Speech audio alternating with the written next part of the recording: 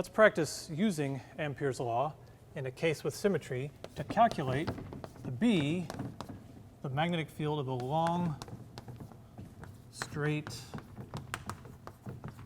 wire. We did it with the Biot-Savart law. Let's go ahead and also do it with Ampere's law. Make sure we get the same thing. So here is the wire in cross-section. It has a radius A and current I. So now I'm going to draw it going away from you with some perspective to make it all, make it pretty like that, kind of going like that. Okay?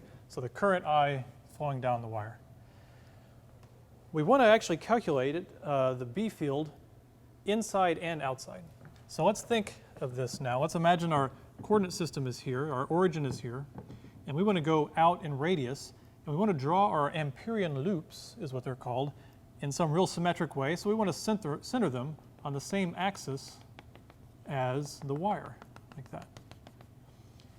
So that would be one Amperian loop we want to consider, because it's symmetric. And keep in mind, in Ampere's law, they are loops. This is not a surface. This isn't a 2D representation of some surface cylinder.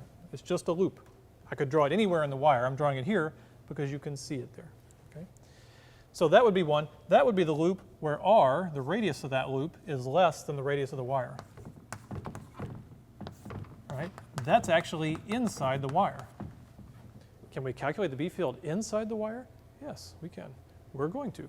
Okay, another one we might draw would be outside the wire, something like that. It would have a larger radius. It would be the radius greater than A. So this is outside. Both of these Amperian loops, you can see, are penetrated by some current. So it makes sense. We have a loop, current going through, we have a B field. It makes sense to use Ampere's law. It's actually easier to do the outside first. Okay? So let's do this loop. Okay. The integral of B dot ds as we go around. So now let's pick a point right here, say, and draw our ds. And what we know, due to symmetry, is that ds is going to be parallel to the B field right there. Okay? Because we know the B field basically goes around the wire. Okay? Now if you think back to doing the electric field of a point charge with Gauss's law, we sort of reconfirmed Coulomb's law. And I argued that I actually didn't use Coulomb's law at all. I just used symmetry to say certain things like this. Here, I'm kind of using our result from Biot-Savart to say that the B field goes around. You could get into deep symmetry arguments about the fact that the current goes this way, breaks the symmetry, therefore B has to be up or down. I don't want to all that confusing stuff. But it is true, though. We know it's okay for the B field to have a value this way because the current direction has broken the symmetry. It's not a charged rod. It's something carrying current in a specific way. Therefore, this way and that way are now different. But anyway, the symmetry of the situation I'm really referring to is the fact that we have a circular Amperian loop around a circular wire and they share the same axis. So the ds will always be parallel to the B field. Okay?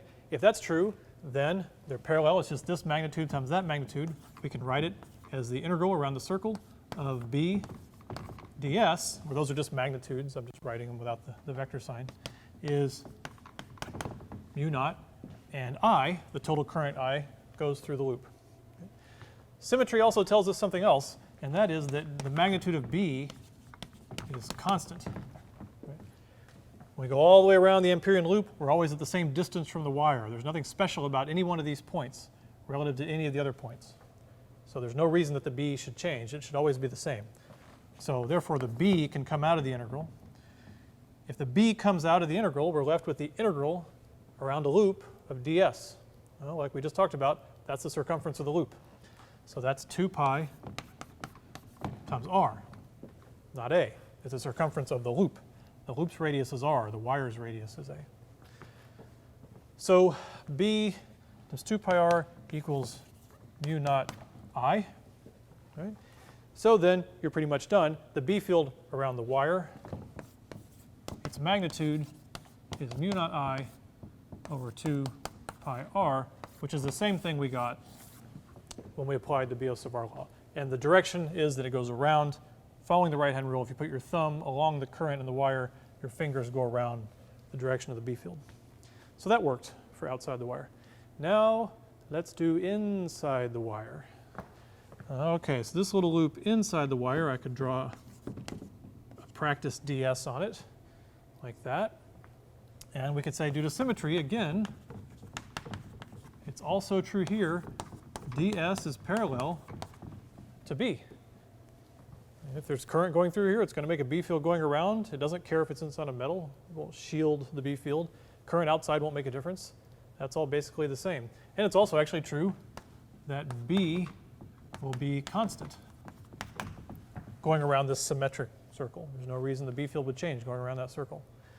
So similar arguments. Then if it's B dot ds, then it turns into B times the integral of ds. Okay. The parallel part got rid of the dot product. The fact that B is constant brought it out of the integral.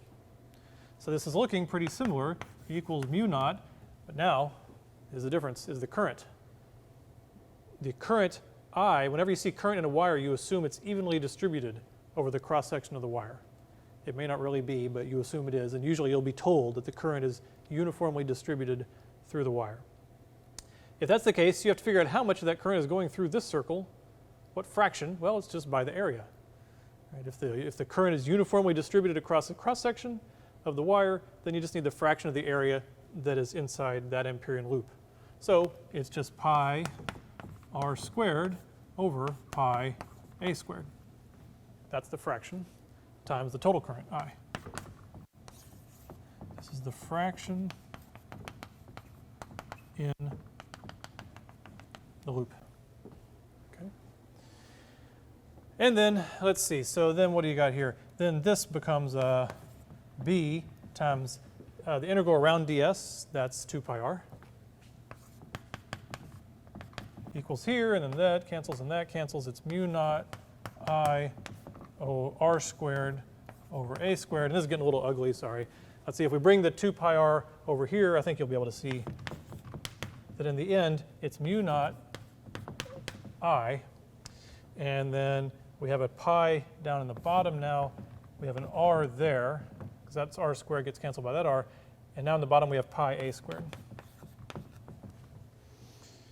Mu naught IR over, so we have 2 pi a squared, sorry, the 2 pi a squared. So that's the B field inside. Okay. You can kind of plot them. It's common to then look at it and say, oh, how do they go together? Well, the way they go together is if you were to plot the B field versus radius, and the wire looked like this, right? So there's the radius of the wire. It would increase linear with radius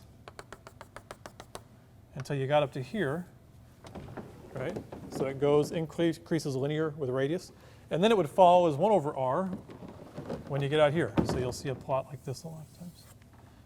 That's how the magnitude of the B field increases with the radius as you're inside and outside the wire.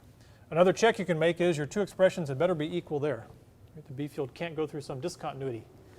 So at r equals a, sure enough, that becomes r equals a is mu naught I over 2 pi a, and that's mu naught I over 2 pi a. So everything makes sense. That was our first application of Ampere's law to solve for a B field.